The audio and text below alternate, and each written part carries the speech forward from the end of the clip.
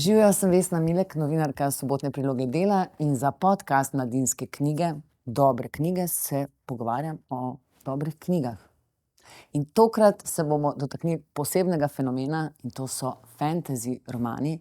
In z mano je avtorica enega prvih tovrstnih nekih žanrskih hibridov celo, se pravi romantični in fantazijski roman, Srebrne vezi. Z mano pa je avtorica, kot sem že rekla, Kaja Bucik Vavpetič. Kaja, pozdravljena. Jaz sem komaj se nekako izkopala oziroma izplavala na površje iz tega skoraj 500 strani dolgega romana. Tako da se malo oddahnem, prosim, kar povej, kaj pravzaprav je ta žanr, fantasy roman. A se to sploh uporablja v slovenščini fantasy ali moramo reči fantazijski roman? In kaj se zdaj pravzaprav dogaja s tem žanrom, ne? Ker vidimo, da je na lestvicah, da je na BookTokih, da je pač tako rečeno v trendu, če sploh obstaja kakšen trend v založništvu. Ja, torej pri nas rečemo kar fantazijski roman, zdaj v specifično moj žanr je pa še nekako nimamo čisto točno prevoda za romantasy. Romantasy, se pravi romantično fantazija, ja, bomo kar rekli. In je v bistvu kombinacija romance, se pravi predvidevamo na koncu srečen razplet za to razmerje, ki se razvija skozi celo knjigo, ki je se pravi postavljena v fantazijski svet. Zdaj od raznih klasik, kot je Tolkien in njegov Gospodar prstanov, in potem zdaj v zadnjem času George R.R. Martin s svojo Igro prestolov. To so pač neke take klasične fantazijske knjige, ki se dogaja, se pravi, čisto v drugem svetu. To je glavne zakonitosti žanra so, da avtor ustvari magični svet, da ustvari celo neke vrste jezik, čeprav razumem, da gre za boj med dobrim in zlim. Ja, pogosto, ja. Čeprav pač to so, zdaj seveda je vedno več nians tega, žanr se razvija, to je že zrel žanr, ne, ni več samo te črno-belo, pri Tolkienu je recimo precej tega, ne, vsi vilinci so dobri, vsi orki so zlobni, ne, in pač potem je cela rasa obsojena na svojo usodo že samo s tem, kar je, recimo, ne. Zdaj smo to Martinu, recimo, če najbolj pač ta dva fenomena izpostavimo pri Martinu, se to že presega, ne, niso vsi ljudje, mislim, so ljudje zelo različni, ne,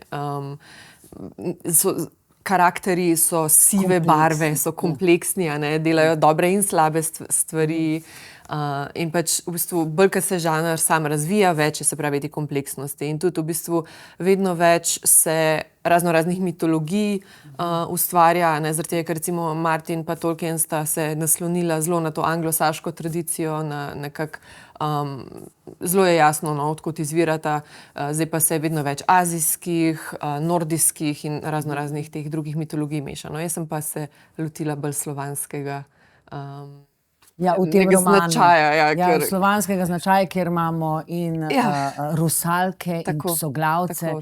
To se mi zdaj tako najbolj zanimivo. Ampak samo tako, da te mogoče predstavimo našim poslušalcem in mogoče celo gledalcem in gledalkam, ker kakorkoli sem poskušala poiskati podatke o tebi, nisem našla na prav veliko stvari. Potem, ko pa vtipkaš ime Zoe Ashwood, se pa stvari začenjajo odpirati. In se mi zdi nenavadno, da ničesar ne vemo o tem, da Kaja Bucik Vavpetič pravzaprav undercover pod psevdonimom Zoe Ashwood, skoraj best-selling avtorica teh fantasy, romantasy romanov. In to izdajaš na Amazonu nekako samo založbi, mislim, pač si sama svoja založnica, se reče tako, ne? Indie author, ja. Indie author. Ja, independent, ja. Indie. Ja, to je bila ta, pred slabim desetletjem se je zgodila v bistvu na Amazonu revolucija samozaložništva, ker je Amazon odprl svoj samozaložniški portal in omogočil avtorjem in avtoricam, da so preskočili založbe in šli direktno s svojimi knjigami do bralca. In to se meni zdi zelo fajn. Pač pri nas v Sloveniji nimamo nekako še niti ne portala, kjer bi bilo to možno, pa tudi nekako bralstvo še vedno pač je zelo navezano na svoje tradicionalne založbe. V tujini je pa to se kar premaknilo naprej, no, in v bistvu sem to s pridom izkoristila. Pred 10 leti že? Ne, prva moja knjiga je šla 2019. Ja, si zato. Ampak pač prej sem že začela pisati, to pač nisem je zdaj, to traja. Traja, da knjiga nastane. No. Glede na to, koliko jih imaš že za sabo, bi rekla, da pri tebi niti ne traja tako dolgo. Ne, sej je zelo odvisno. Pa tudi olajšam si delo s tem, da v serijah pišem, pač potem, ko poznaš enkrat svet, ko poznaš like, je precej lažje. Pa krajše knjige so, niso vse 450 strani dolge, tako kot ta. Zoe Ashwood je moj psevdonim in sem ga ustvarila zaradi tega, ker je nepričakovano za Angleže oziroma Američane zelo težko izgovoriti, kaj je Bucikval Petič. In pač predvsem sem tudi hotela, da Zoe je ločena nekako od tega prostora, ker pač ne pišem knjig, ki bi bile postavljene v Slovenijo, ampak se dogajajo pač ali v čisto fantazijskih svetovih ali pač drugje po svetu. Tako da ja. In kako si se odločila, da se povežeš z Mladinsko knjigo in končno, Cankarjevo založbo, no saj konec koncev je to ena hiša, ja. In da pač izdaš roman v slovenščini. Ja, v bistvu sem si želela napisati knjigo, ki bi jo lahko prebrala moja babi. Zato je roman Srebrne vezi posvečen babi. Babi, ja. Ker ona ne bere angleščine in si je pač, ona je še z generacije, ko se še tega niso učili.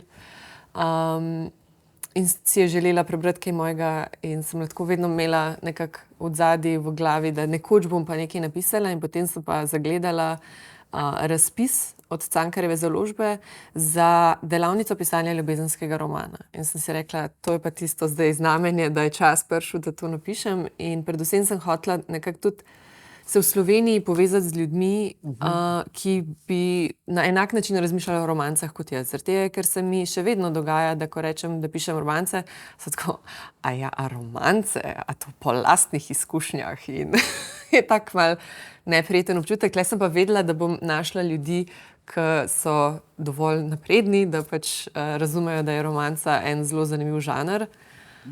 In sem res našla ravno to in smo pod vodstvom Lare Pavkovič razvijali svoje ideje za romane, brali osnutke in je bila ena zelo zanimiva taka izkušnja delavnična, ki je prej nisem imela. No.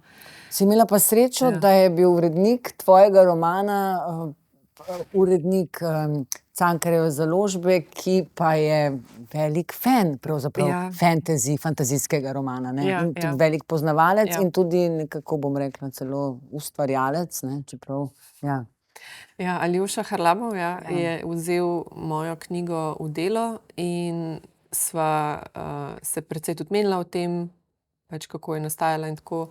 In sem imela srečo, da je on pač potem nekako mi znal svetovati, kako je recimo bilo treba kaj dodelati in tako naprej. Je bilo zanimivo.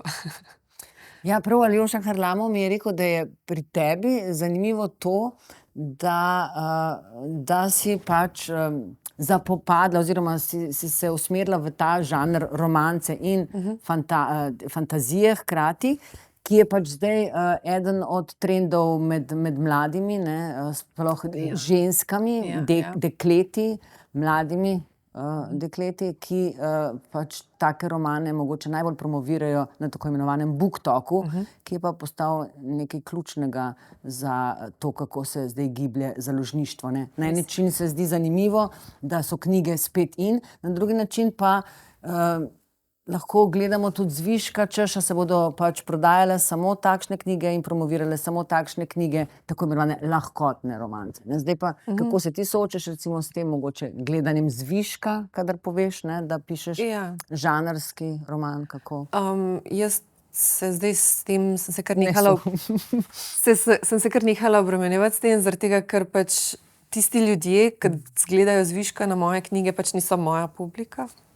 Ja. Tiste bralke in peščica bralcev, ki pa jim je to všeč, se pa namenijo za ta mnenja in smo zelo tako nekako, se mi zdi, osvobojeni. V nekem mehurčku tudi pravzaprav. Mehurčku, ja, ampak je tak zelo pozitiven mehurček, kjer govorimo pač o pravici do branja tistega, kar hočemo, kjer se nekako začenjamo malo tepati kanona, ki so ga postavljali moški.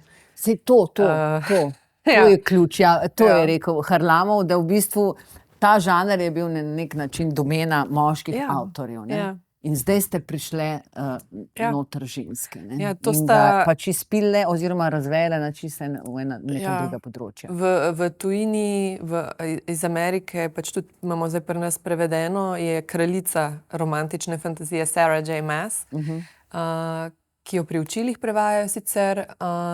Zdaj pa še največji bestseller zadnjih 2 let je pa ena gospa, ki mi je ime Rebecca Yarros, ki je pisala Fourth Wing, ki je pač tudi o zmajih in eni močni glavni junakinji. In je v bistvu, vsem tem knjigam je skupno to, da imajo zelo močno glavno junakinjo, ki se v bistvu potem spopada z nekimi pričakovanji tega sveta svojega in tako naprej. In meni te knjige kot bralki zelo ležijo in sem nekako na nek način ne hotela kopirati, nikakor ne, ampak narediti neko podobno stvar potem na našem ozemlju. Tako, to smo zelo poudarjali na tej delavnici, da smo poskušali v bistvu vse romane situirati v slovenski prostor, zaradi tega, da pač v bistvu tukaj gradimo te žanre, ki so v tujini že pošteno razviti, ne, in jih pri nas poznamo v prevodih, nimamo pa še toliko slovenskih primerkov tega. Ja, imamo eno avtorico, ne, ki je Julija Lukovnjak. Ja, Julija Lukovnjak. A si brala? Ne, še jo imam na lagerju. Zdaj sem se lotila branja od Špele Frljic Bleščivke, ki je sicer bolj mladinski roman, ki je, ker bomo imeli skupaj, ona ima tak dar za pripovedovanje, bomo imeli skupaj eno debato na enem dogodku, pa sem rekla, da moram najprej njeno prebrati. V bistvu sem se Julije nisem hotela brati zaradi tega, ker se nisem hotela podzavestno okužiti med tem, ko sem to svojo knjigo pisala, zaradi tega, da ne bi slučajno bilo kaj podobno. Ker je ona v zadnjih par letih je kar razvijala to. Ne vem, če je njena romanca, toliko kot je bolj pač fantazijski roman. Ampak vprašanje, ki se mi pojavlja zdaj, a ti te romane prav pišeš v angleščini ali jih prevajaš? Za Zoe? Ja, ne jih pišem. Jaz sem anglistka in... V angleščini? Ja, v angleščini. Jaz sem, se pravi, anglistka in potem sem delala kot prevajalka. Dobro, se veliko anglistov pa ne morejo pisati v angleščini. To se ni zgodilo čez noč. Jaz sem, ko so bili moji otroci čisto majhni, ko sta bila dojenčka, sem imela knjižni blog v angleščini, kjer sem pisala, v bistvu brala sem knjige v angleščini, ker pri nas še ni bilo toliko dostopnih teh fantazijskih romanc, ki so mi bile blazno všeč. In potem sem pač imela angleški knjižni blog in tam sem se v bistvu izpisala. A veš, kaj mislim? Da sem vedno bolj tekoče bilo in potem tudi prvi roman, ki sem ga v angleščini napisala, ga ne bo nihče nikoli bral, ker je pač za nič. In pač preden sem potem prišla do tega prvega, je trajalo, ne? In sem imela urednico in sem imela prve bralke in sem imela veliko je bilo dela s tem. A uporabljaš zelo veliko ta orodja digitalna, ki so nam na voljo? Ne, zdaj niti ne več, zaradi tega, ker pač jaz sem tudi delala kot lektorica za recimo Slovence, pač jaz sem v angleščino prevajala, pa lektorirala sem besedilo. V angleščino? Ja. To mi je pa rekel Harlamov. Jaz sem v obe smeri, ne, sem recimo za slovenske pač stranke sem v angleščino prevajala ali pa sem lektorirala besedila, ki so jih oni napisali v angleščini, tako da jaz sem res zelo, kar se tiče slovnice, sem ful picajzlasta. Jaz pač, moji uredniki nimajo veliko dela z mano, gre bolj za take te vsebinske popravke. Z jezikom ni toliko težav. Ja. Ne vem, sem kar fascinirana. V glavnem, Kaja, dajva se spustiti zdaj potem, vstopiva zdaj v ta grad oziroma v ta gost tvojega romana. se je zgodil navdih, recimo, glede na to, da so tudi imena krajev, Ja.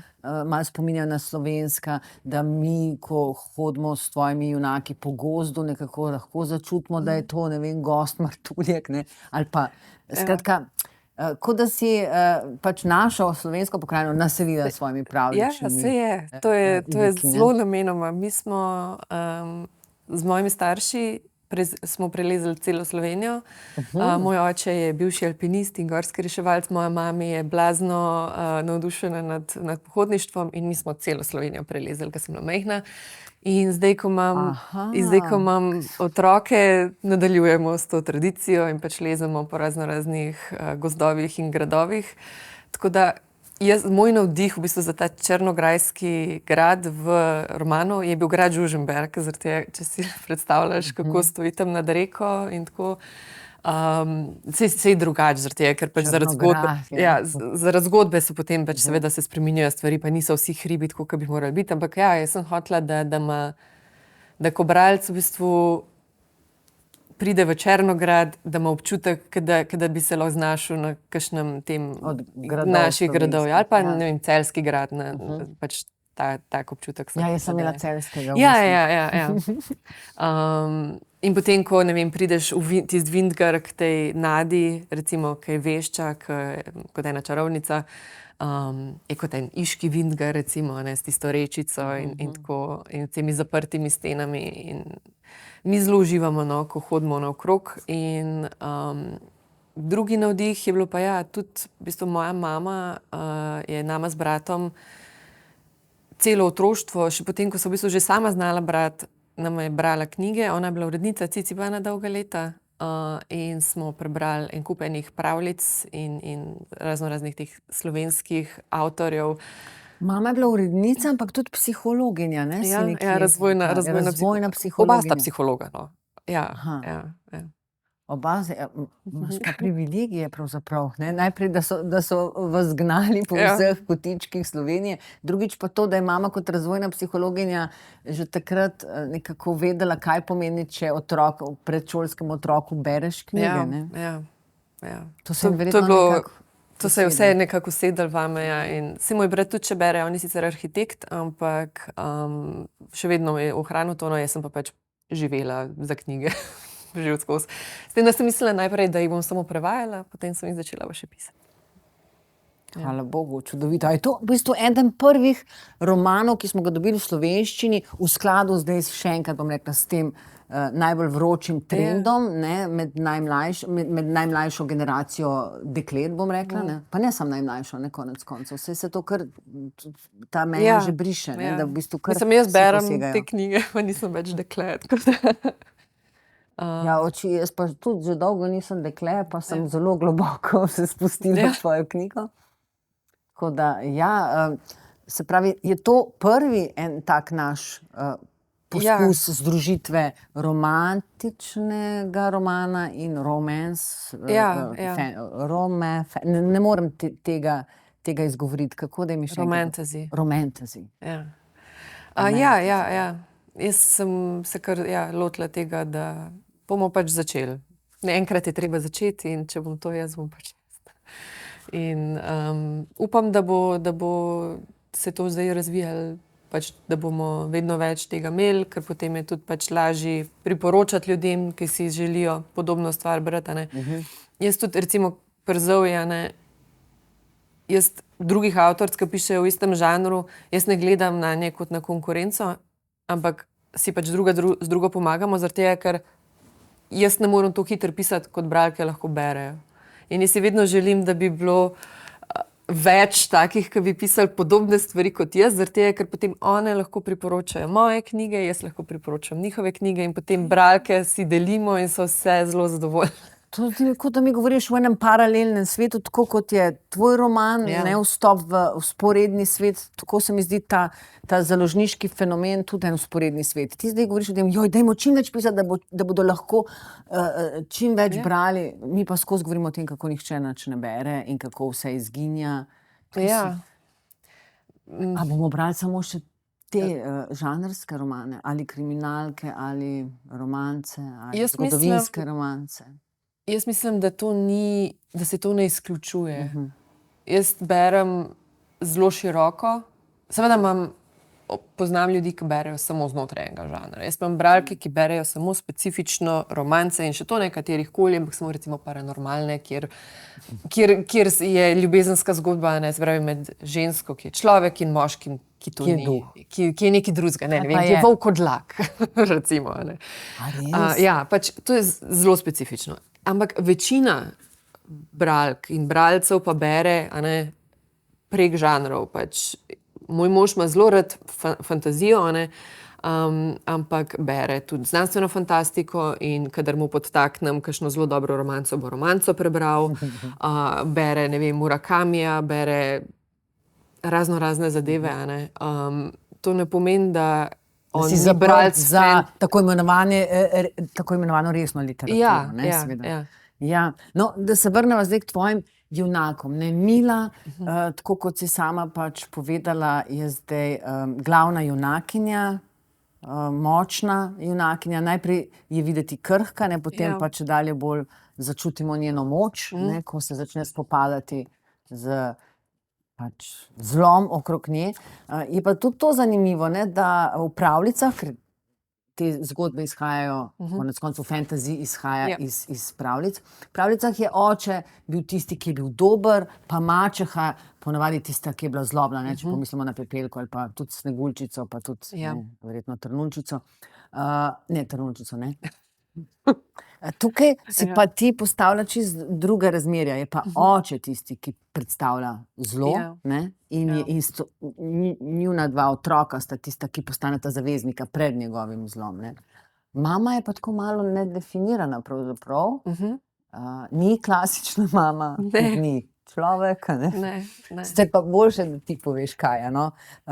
Kako se je rodil ta nenavadni zaplet, ki pravzaprav tako stoji, da ti, ko vstopiš v to zgodbo, nadoma sploh ne, da se zabrišejo meje, a je to res mogoče, zdi se ti popolnoma običajno, da živimo v svetu, ki so ga mogoče živeli naši predniki, ne, kjer so bivali z besi, volkodlaki, z rusalkami in veščami, ne. Ja, jaz nisem hotela, se pravi, narediti še ene zgodbe, tako kot si rekla, kjer bi bila mačeha tista zlobnica, ne. Hkrati pa smo se glih na tej delavnici pogovarjali o tem, ne, da recimo vse vile ne morejo biti dobre. In tudi v pravljicah niso vile vse vedno dobre, ne. Vedno jo nekomu malo zagodejo, pa vse njihove kupčije s temi pastirčki imajo vedno en tak podton, kjer majčkeno zafrknejo tega reveža, ki z njimi nekaj. Ja, govoriš o naših pač ljudskih pravljicah. Ja. Tako da se mi je zdelo, da ne more biti ta mama Milina, da ne more biti čisto samo neka idealna angelska ženska, ki trpi ob tem, ko vidi, kako njeni otroci trpijo, ampak je čisto neko samo svoje. Ja, in v bistvu, jaz, ko sem razmišljala o tem rodu vil oziroma rusalk, sem vedela, da ne morejo one delovati po človeških zakonih, ne, zaradi tega, ker one so ločeno živijo od tega človeškega sveta in jih ne briga v bistvu, kako ljudje, ne vem, vzgajajo otroke, kako ljudje kakšne zakone imajo in tako naprej. In ta aspekt se mi je zdel zelo zanimiv, da v bistvu ta mama ni čutila ene prav velike navezanosti na svoje otroke. In da zaradi tega mogoče ni zlobna. Ampak je samo drugačna. Ampak je samo drugačna. Tisto, kar je pa fascinantno pri tvojih likih, je, da so nekateri, in to se nam ne razkrije takoj, nekateri so mešanica med človeškimi biti in magičnimi ali pa mitološkimi biti, tako kot recimo v grški mitologiji, ne, ko imamo polbogove, ki so nastali iz združitve boginje in navadnega zemljana in tako naprej. In kot da glavna junakinja, ne, in tudi ti, ne, kot avtorica, tega ne problematiziraš. Nekdo ima pač te hudičeve rožičke, ampak nekdo ima pač čeljust pasjeglavca, ne, ampak je lahko tudi dober, ne, ni nujno, da je, ne, pošast in tako naprej. Ja, jaz sem hotela z tem mešanjem ras, v bistvu, ki so, oziroma razno raznih bitij, to so bajeslovna bitja iz, se pravi, slovanske mitologije. Bajeslovna je lep izraz. Bajeslovna je lep izraz, ne. To je zelo pogosta stvar v fantazijski književnosti, no, tako da reči. In v paranormalnih romancah, ki jih tudi sicer berem in pišem. Ampak slovenska Ja. bajeslovnost ali Sem pa se morala kar mitologija. pozanimati, Ja?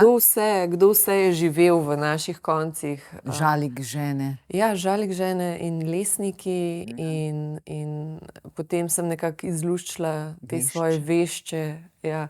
Besi. Hotela sem, da je ta vešča, ta Nada, recimo mama od ene od junakinj, sem hotela, da je kot ena taka teta Pehta. Tako. Zdelo se mi je, da imamo ene določene te like v slovenski literaturi, ki se tako zelo fajn podajo v fantazijsko književnost, tudi če jih nismo recimo v Kekcu dojemali kot fantazijske. Čist. Ta, ki si jo omenila, Nada, ne, ta neka modra vešča, ki si jo sicer opisala precej lepše kot Pehto. Tudi njena hči je čudovito lepa. Očitno mora biti pač v teh fantazijskih romancah pač vsi precej lepi. Ampak tisto, kar je pomembno, je, ko reče junakini Mili, se pravi hčerki tega zlobnega graščaka, ko ji reče, ne boj se svojih moči. V tem zahojenem svetu dekleta učijo, da morajo biti pohlevna in šibka, ampak ti povem, da imaš dar. Sama si ga občutila, zato ga neguj, da ti ga ne bo mogel nihče odvzeti. In ti, Kaja, ne, imaš tudi ta dar, ne, ob katerem se ti zavrti v glavi, ne, tako kot se je vrtelo v glavi tej Mili, hčerki Rusalke, se pravi neke vrste morske deklice. Ja. Meni je bilo pri oblikovanju tega daru, ki ga Mila ima, zelo pomembno to, da je imel svojo ceno. Ker se mi zdi, da vsaka magija, vsak dar mora imeti svojo ceno. Se pravi, ona ni nemogoče mogočna in ne more kar uporabljati tega svojega daru, brez da bi morala zanj plačati v bistvu z nekim... Neko iztrošenost. Ja. In se mi zdi, da je to tudi en taka dobra metafora tudi za pisanje. Saj si ravno prej razlagala, preden smo začeli z intervjujem, da pač lahko pišeš in pišeš, ampak v določeni fazi ti pa zmanjka. In jaz tudi to občutim. Ne zmanjka, če pač pišeš take količine. Jaz sem bolj rekla, da ti midva s Harlamovom zavidava, ko smo se pogovarjali o tebi, da si pač zmogla, ne, v enem trenutku se popolnoma odločiti, se odreči prevajanju, prevodni literaturi in se usmeriti v fantazijske romane v angleščini. In tudi zgrabiti, zavajati svojega življenja, tako kot ta Nada reče tvoji junakini. Ne iztroši svojega daru. Če je to bilo tisto, ne, očitno je, če imaš že celo bazo oboževalk, ne. Očitno si naredila prav. Je pa res, da se ta dar, za ta dar moraš plačevati ceno. In kakšna je tvoja cena, ki jo plačuješ? Jaz sem zelo rada prevajala, recimo. Meni ni bilo lahko se odločiti, da bom pustila to, kar sem vedno mislila. Jaz sem od 7. razreda osnovne šole vedela, da bom knjige prevajala. Zaradi tega, ker sem takrat brala Harryje Potterje v angleščini in nisem se mogla pogovarjati s svojimi prijateljicami o tistih knjigah, ki so že išle v angleščini, onih pa še nisem mogla v slovenščini prebrati. Ja. In si želela to deliti. Takrat sem vedela, da bom to delala. In pač tudi nisem se nenadoma odločila. Jaz sem precej časa delala oboje. Se je bilo težko, zaradi tega, ker dopoldne sem prevajala, zvečer, ko so šli otroci spat, sem pisala. Ampak pač me je to potem toliko vlekel, da sem nekako rekla, da je to moja pot. Pa kaj te tako vleče? Ker meni se zdi res fascinantno, kako pelješ to zgodbo. Kaj ima taka oseba v glavi? Ker čutimo in žulje na poti, podrast, kisanje mleka. Jaz ne vem, ena ljubljanska mlada dama, da se mleko skisa, ve, kakšna je podrast v gozdu, ve za vse rastline. Ne vem, očitno je to, da so vaju z bratom Vlačen, no, nisem hotel Ne, reči. ko so v določeni fazi so njo vlačili. Vlačen. Ko so bila najstnika, naju je bilo treba vleči. No. Potem pač se, ko malo odrasteš, spet pridobiš. Tabornica sem bila, tudi s temi smo se tam klatali po gozdovih in spali v bivakih, to je tudi pomagalo. Rada kuham, da odgovarjam na posamezne dele tvojega vprašanja. Tako da... Da se mleko to tudi so skisa. Sem ga celo probala sama kisati doma. Ni bilo preveč uspešno. Ker bi moralo biti izpod prave kravice. Ne, se je bilo izpod prave krave, ampak pretoplo je bilo in pa se je preveč skisalo. Da ne bomo šli. Da ne bomo preveč zašli, ja. Dar me zanima, dar, za katerega mora pač tvoja Mila plačati ceno in to je petje. In te rusalke, jaz ne vem, koliko si se ti poglobila v slovensko mitologijo, poznamo pa seveda sirene. Poznamo tudi malo sireno, Andersenovo, ki je morala plačati ceno za ljubezen. Tvoja rusalka, pol rusalka jo pa plača za to, da s petjem lahko sicer doseže določene stvari, ampak je to rezultat popolne strošen, lahko tudi smrt, če se ne bi znala ustaviti pri tem. Petje je zame ena taka zanimiva stvar, jaz zelo rada pojem. Še to. Pa ne pojem, ravno sem hotela dopolniti misel, pa ne pojem zelo dobro. Jaz sem ena od tistih ljudi, ki poje na glas v avtu, ne pa v javnosti. Mož pa otroci so pa prisotni. Mož pa otroci so pa prisotni. Potem je že v redu, potem že mi je všeč. Ena najboljših stvari na mojem možu je to, da mi nikoli ne reče, daj no. Ker moj brat, ko smo se še starši vozili, pa sem začela prepevati, je bil moj brat tako, kdo to poje in naj pri tem ostane, ker to nisi ti, mož pa to kar tolerira in potem še fanta pritegne ta zraven. In je super, da mama poje skupaj s svojimi sinovi. A se pravi, ta sirenin glas je neke vrste alter ego, česa, kar bi želela. Česar bi si želela, ampak imam tudi kot tak globok glas in ko sem bila majhna, sem imela tiste vozličke na glasilkah, tako da so mi sploh prepovedali prepevati. Kako to pridejo, vse te zatrte ustvarjalnosti vstopijo v literaturo? Te nikoli niso avtobiografske, moje knjige niso nikoli, da bi lahko rekel, to sem pa zdaj predelovala točno ta problem, ki se je meni v življenju zgodil, ampak vedno pa je, pišeš o tem, kar veš nekako vendarle, tudi če so fantazijski svetovi, ki se jih čisto na novo zmisliš, neke stvari iz tebe vseeno prihajajo po malem ven, Se mi zdi, da to dela pol tisto, kar je žmohtno v knjigi, da ni vse samo plastično. Kdo je pa potem ta kontrapunkt te junakinje Gabr, ki mu tako kot recimo v klasičnih romancah se najprej tej ženski poskuša zoperstaviti oziroma se odmakniti, tako kot pač tudi v realnem življenju opazimo moške, kadar jih preveč zadane puščica Amorjeva, da se malo začnejo odmikati, potem pa le. Tukaj se je res opazil ta vpliv te romance. On je klasični romantični junak. Skoraj da Mr. Darcy na začetku. Sem tako vesela, da si ga omenila, ker on je moja prva literarna ljubezen. Jaz sem prebrala Prevzetnost in pristranost 16, 15, ker smo imeli 100 romanov zbirko doma in mislim, da mi jo je mami svetovala. Po mojem je bila mami. Moj pa je bil gospod Rochester, Jane Eyre najprej. Ta je malo bolj toksičen. Je toksičen, tudi ima veliko okostnjakov oziroma kar živih ljudi v omari. Lih pri Darcyju je bilo meni to všeč, ker on je blazno aroganten od začetka, potem pa mu ona pove, kar mu gre in on se zaradi te ljubezni do nje spremeni. Meni je bilo to, ni fajn. To je zelo nevarno, kot veš, če bi zdaj poslušali kakšnega transakcijskega psihoanalitika ali gospoda dr. Milivojeviča, ki bi rekel, da so take misli, ki jih vsajamo v mlada dekleta, zelo toksične in v življenju. Da lahko spremenijo moškega. Ja. Pa hkrati. Jaz pa upam, da če... Mislim, on ni imel prav, on je pol spoznal, da nima prav. On se ni v svojem ustroju spremenil, on je bil pol tako zvest kot je bil na začetku in glih tako pošten, kot je bil na začetku, samo pač motil se je in je spoznal svojo zmoto. In to se mi zdi, no, da pač vpliva na veliko mojih moških junakov, no, da so taki pravičniški in zelo imajo tak močen občutek za dolžnost, ki ga Gabor tudi ima, zaradi katerega se pač potem zapleta tudi njuna zgodba.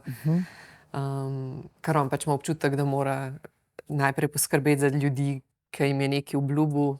Potem pa šele zase in za svoje čustva. Ja. Ja, je kar romantični junak. Predvsem me je pa tudi presenetil erotični naboj, ne, da končno pridemo do tega vrhunca te zgodbe. Ja. In tudi njuno srečanje je izjemno erotično napisano, tudi precej seksplicitno. Ja. Eksplicitno, ne? Ja. To pa je dober izraz. Kar seksplicitno.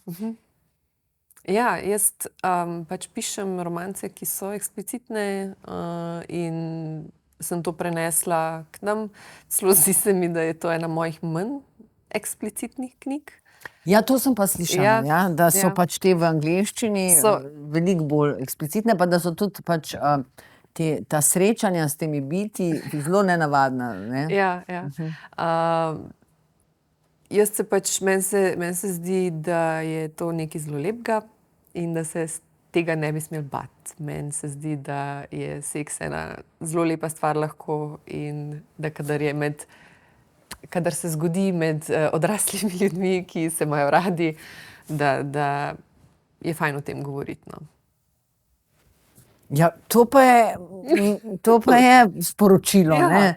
Za mlade generacije, pa tudi za nas, ne? Da ne bomo pozabili na to. Ne? Ja, ne, pač v visoki literaturi se mogoče ta način opisovanja se ga tudi gleda malo zviška, zakaj povedati vse. Hkrati si pa predstavljam, da si ti, ko si to pisala, da so bili vsi tvoji čuti, no, bom rekla, vznemirjeni in našpičeni, ne? Ker res je lep opis. Mislim, tudi ta suspens, ko se da približujete, mislim, boljši, kot če bi gledal posnet prizor, ker tako deluje bralčeva domišljija, ne? Meni se zdi sploh, da je lažje nekako pisati o tem, kot da bi to snemal, zaradi tega, ker kadar pišeš o seksu, v bistvu meni se zdi, da je nekako čar ravno v tem, da ne poveš čisto vsega. Saj pač opišeš stvari, pa kako se gibljeta, pa celo to koreografijo v bistvu med njima, ampak potem pa vsak bralec doda neke svoje izkušnje v to. Ne? Se pravi, jaz ne bom nikoli točno popisovala, ne vem, znoja in vseh teh zadev, ampak ti to sam nekako naslikaš na podlagi svojih izkušenj v svoji glavi. Ne? Se pravi, nekaj, kar se meni zdi seksi, se mogoče nekomu drugemu ne zdi, ampak če jaz naredim, ravno tako namignem, potem lahko vsak tisto, kar se njemu zdi seksi, pripelje noter v to sceno in nekako... Spravi, manj je več v tem smislu. Ja, zaradi tega, ker pač, če pa ti to gledaš na ekranu, je pa to zelo tako, kot je. Nimaš ni nobenih namigov in pač tam so ta telesa. Jaz imam zaradi tega pač rajš berem o teh stvarih, kot gledam. Ja, odvisno, no. Odvisno, kaj, Kaj je pravzaprav sporočilo teh romanov? Sporočilo... Ja, kaj dajejo, ne? Da najdemo mogoče recimo kakšno to os ali pa ta vektor, proti čemu so usmerjene. A je to na nek način nas lahko tudi prebudijo k dojemanju narave kot take. Zakaj je ta porast teh fantazijskih romanov spet prav zdaj tako jasen? En glavnih razlogov, bi rekla, v zadnjem času je po mojem eskapizem. Eskapizem, to? Ja, zaradi tega, ker je pogosto tako, da je resnični svet tako krut, tako krut, da rabiš odmor od njega, da ko imaš vse te novice, ki prihajajo z vseh strani, sploh v tej digitalni dobi, kjer jih imaš res skozi dostopne, kadarkoli mobitel odpreš, kadarkoli internet odpreš, televizijo, skozi imaš v bistvu precej bolj, kot je bilo to pred 10-20 leti, kaj se po celem svetu dogaja. In potem nekako rabiš ta odmor, da se pač vsaj za en čas odmakneš in v bistvu odmisliš te stvari, zaradi tega, ker tvoji možgani rabijo premor od vsega, kar se dogaja. Ker pač ljudje moramo najti na nek način, moraš najti svoj način, kako se v bistvu spopadaš s tem, kako eni tečejo, eni se pravi v naravo hodijo, eni pijejo, eni pač imaš razne zdrave in nezdrave načine eskapizma in večina ljudi se bo vsaj kakšnega pač oprijela, ker ne moreš zdržati tega bombardiranja z informacijami in s tehnologijo. Zdravo je, da se odmakneš vsake toliko časa. Ni zdravo, da se hočem reči, da podbereš, recimo med pandemijo se je tudi pokazalo, da je kar velik del zahodnega, razvitega v narekovajih sveta podlegel pač temu, tej drogi, TV seriji na vseh teh platformah. Kar je bilo nekaj cajta vznemirljivo in to je bila ena vrsta eskapizma, ampak ta vrsta eskapizma je podobna kot to, kar potrebujemo za svoje delo, torej računalniki in vsa tehnologija skupaj z pač pametnimi telefoni. Tako da se ne spočiješ možganov. Se pravi, ti zdaj hočeš povedati, da se recimo z branjem knjige pa spočiješ možgane. Da zato je to neka vrsta zdrava oblika eskapizma. Zdaj jaz sem prepričana, kemično. Prepričana sem, da gre tudi to lahko ekstrem. Vse stvari lahko do ekstrema pripelješ. Ampak je pa pač moraš najti na en način, da se nekako sproščaš. In zame so to vedno bile knjige. Pač jaz sem čez knjige predelovala razne manjše in večje travme in kako se reče heartbreak po slovensko, zlomljena srca. In tako pač vedno so bile knjige tisto moje zatočišče in me veseli, da lahko pač tudi moja zgodba to ponudi pač drugima. To je pa pravzaprav, Imam bralke, ki mi pišejo, da ne vem, so imele operacijo, pa so mojo knjigo s sabo vzele, pa da jim je bilo lažje, recimo, ali pa da to berejo sredi noči, ko otrok ne spi, na Kindlu, ki ga mora ujčkati, ali pa audio knjigo in tako naprej. Take odzive. Ja. Tako iz vsega sveta. Ja. Noro. Kar je, meni je všeč, da nekako lahko... Imaš prav svoje fenice. Ja, imam mene, ki berejo vse, kar napišem, pa imam mene, ki berejo določene serije, zelo odvisno. Je čudovito. No, da se vrneva k temu, kaj še ti romani nam sporočajo. Spet da ljubezen zmaga. Da ljubezen zmaga. To je ponovadi glavno sporočilo romanc. Ampak tudi verjetno to, kaj nam kažejo, kot neke vrste lakmusov papir, tudi to, da nam manjka magičnosti v življenju. Zakaj bi bilo toliko teh tudi serij, tudi filmov, Kot da smo s tem stehniciziranim, tehnološkim, razumskim svetom ubili magijo, ki je včasih bila prisotna. Govorimo zdaj o stoletjih, če ne tisočletjih. Da se zdaj nekako vračamo k temu, k tem vsem, kaj je bilo lepega, pa smo pozabili, ker smo se vedno bolj zapirali in vedno bolj ozko se usmerjali k znanstvenim zadevam. Ne vem, mogoče to tako, Pa človek proti naravi, Človek, ki uničuje naravo in narava, sila narave. Jaz se zelo trudim, da živim z naravo, pač to. Vsak konec tedna povem možu, da rabim gozd in potem gremo v gozd in jaz sem tam, se napajam z zelenjem. Dobivaš od teh bitij nove inspiracije. Ja, to je res. Po vsem tem tednu, ko je toliko enih aktivnosti, pa dejavnosti, pa računalnikov, ekranov in vsega tega, res rabim, da med vikendom se pa gremo v naravo, se sprostimo, se nadihamo, se zmatramo in to je tisto, kar meni najbolj polni baterije. Tako da to se mi zdi, da se potem mogoče tudi kaže. Ja, ampak tudi nasplošno, v teh fantazijskih romanih je to slavljenje pač narave, naravnih bitij, ki živijo v sožitju z naravo. In na drugi strani pač teh predstavnikov zla, ki pa hočejo vse lepo, naravno in čarobno uničiti ali pa zasušniti. Tako da, jaz mislim, to je pač podoba tudi zelo modernega, sodobnega sveta, ne, nažalost. Tako je. Kaja, res ti hvala za ta navdihujoč pogovor. Hvala tebi. Jaz upam, da bo tvoja knjiga našla tudi pri nas toliko bralcev, kot jo imajo tvoje angleške knjige. In da jo boš prevedla v angleščino. Se to pa ti ne bo težko, najverjetneje. Ali se že prevaja? Ne, ampak imam načrt. Upam, Ja. da bom. In upam, da jo je tvoja babica že prebrala. Ni še, čakam, da bo dobila Da bo dobila vezano. pravo. Ja, da bo Srebrne vezi. tako. Hvala, Kaja, Hvala, in Vesna. srečno. To je bil podcast Mladinske knjige, Dobre knjige. In poslušajte in gledajte nas še naslednjič, zdaj pa v prvo knjigarno. Ne boš kar konzorcij, ne, če sva že tukaj. Hvala in srečno.